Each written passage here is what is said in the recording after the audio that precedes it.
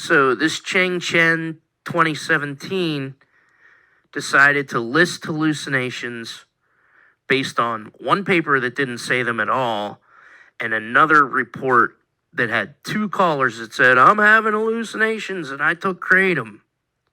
Well, just think for a minute. Well, what's wrong with that? Relying on call-ins to claim that Kratom causes hallucinations. Two callers from 1998 to 2013 in the state of Texas. Well, there's no more information in that paper because I looked at all these papers, all 7 of them, and there's more. There's more papers I looked at in this article about psychosis. But of these 7 that mentions hallucinations, they only rely on poison control center calls. So what can happen with a poison control center call? For one thing, how do they define hallucinations?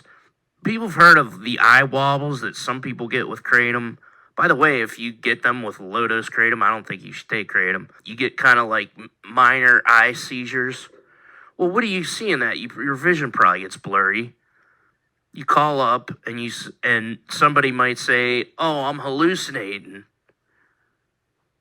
That's probably where those reports come from. It's really not a hallucination. It's just a minor eye twitch most of the time. But like I said, I don't think you should use Kratom if it causes a weird effect like that right away with a low dose. There's other factors.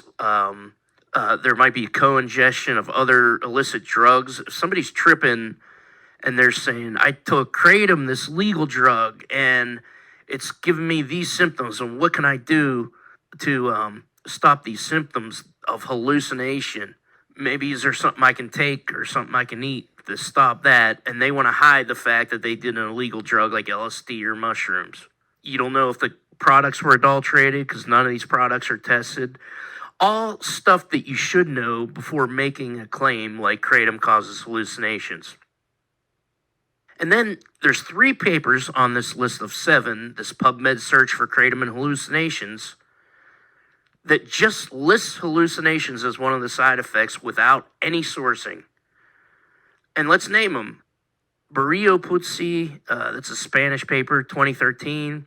Sangani, 2021. And Wright, 2018. They just list hallucinations as a Kratom effect without any sourcing. And you can go look at those papers if you don't believe me. Eggleston et al. 2019 cites 45 reports to the National Poison Data System over a 7-year period that can't rule out those possibilities that I talked about as far as concealing illicit drugs, reporting blurred vision as hallucinations, etc., etc. There's no further investigation into those call-in self-reporting claims. Grunman criticized that paper, Grunman et al. 2019, critiques Eggleston, noting that, quote, the authors did not acknowledge that their data and methods prevent determining causal relationships between Kratom and adverse outcomes, unquote, and, quote, the contribution of adulteration or contamination cases was ignored, unquote, just like I said. So, and then we look at the Kratom and psychosis. I searched that. 13 results. 10 of the results don't even look closely at specific cases of Kratom and psychosis. They just list it as psychosis as one of the effects. And they might cite one of these 3 papers I'm about to talk about, but they might not cite anything at all. So that sucks that happens in peer-reviewed literature. I mean, obviously, you can't rely on the news to be accurate about science at all, but that it happens in peer-reviewed literature just sucks.